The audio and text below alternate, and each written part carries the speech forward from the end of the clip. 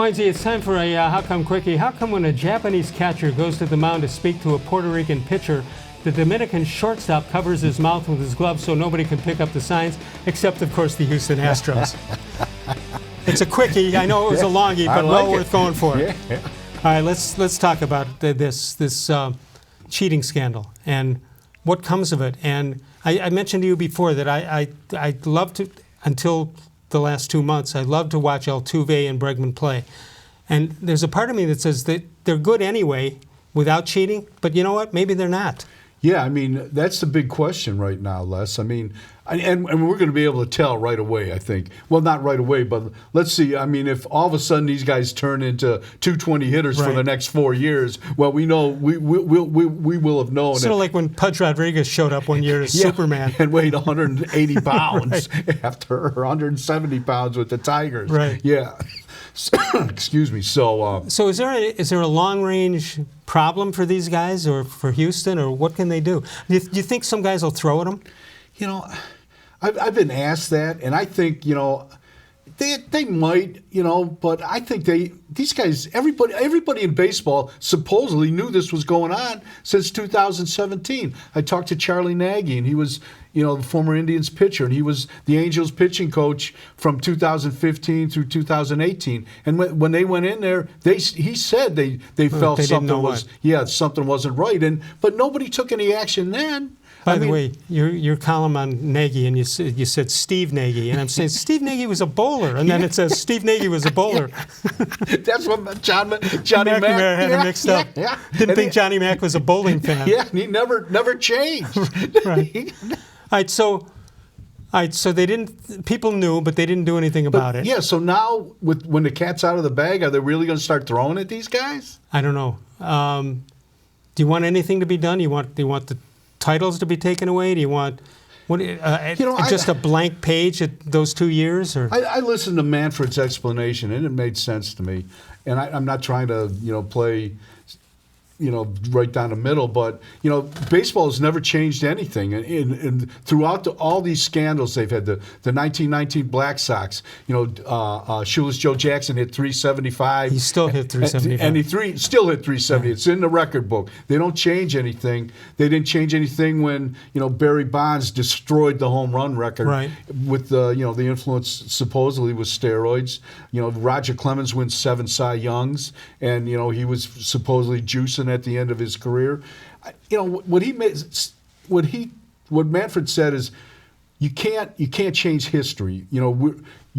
If there's an asterisk to be placed by these guys, it's you put it in. The baseball fan does it by himself. True. Puts it in his mind. That's what happened with Maris and his chase of Babe Ruth. And so I think baseball players or fans especially are intelligent enough to realize something was amiss here. Right. And will always, that's not going to fade away. Chris Rose, who's from Shaker Heights but is with MLB Network and NFL Network, said something last week that he talked to a bunch of Dodgers players, and the Dodgers were the ones who got beat 2 years in a row.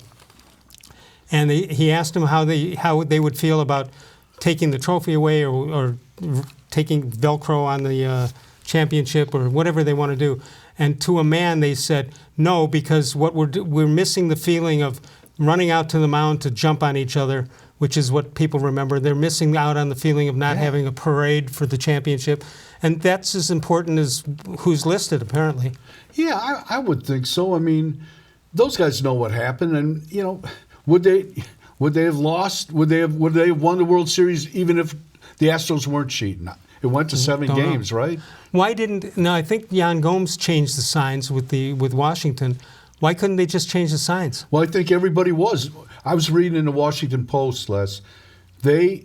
When Washington played in at Minute Maid Park, where they won all 4 games, each pitcher had 5 different signs for each of his pitches. That's how crazy it was. Right. That's how paranoid they were. So even if taking their mind off the game too. And even if the Astros weren't cheating, the fact that they had been, that gave them a psychological edge. Right. And that's the thing that ruins the game. But fortunately, those pitchers were strong enough mentally to do it. I know if I was ever playing and I was given a sign for the most important at bat of the game, I know that's when they're going to fake me out and do something totally different. Exactly. Right? Yeah. You set it up all year Right, to do that. right. Just to, if you can explain, I don't want you to go into the catcher's stance or everything, but you've got what they call an indicator, which sets everything in motion. What is it that the garbage can was doing? What is it that the buzzer was doing?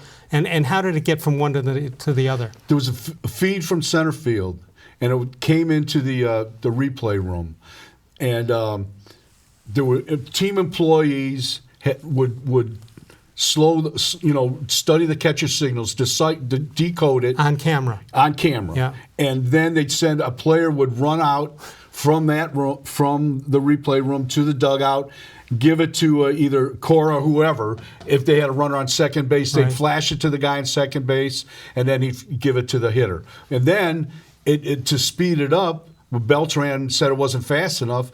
They put a monitor in the tunnel, a monitor in the tunnel that made it faster. So they kind of skipped the replay room, speeding up the game. That's what Manfred wanted. And then they would either text the signs, or they had a cell phone stashed nearby, and they'd call it. Wow. I mean, and it was... It's ingenious, if nothing else. Yeah, and then, the guy that I don't get is Hinch. He knew what was going on. He said he didn't approve of it, but he let it go on. He let it go on. And is that because you're not in charge of the clubhouse? Everybody says this guy's a great manager, and every time I've dealt with him, he's been fantastic. But are you really going to let your bench coach run the club like that? No, I wouldn't think so. I don't know. So I think everyone says, "Oh, he'll get a job at the end of this year, Maybe not. suspension," but I don't know. Wow.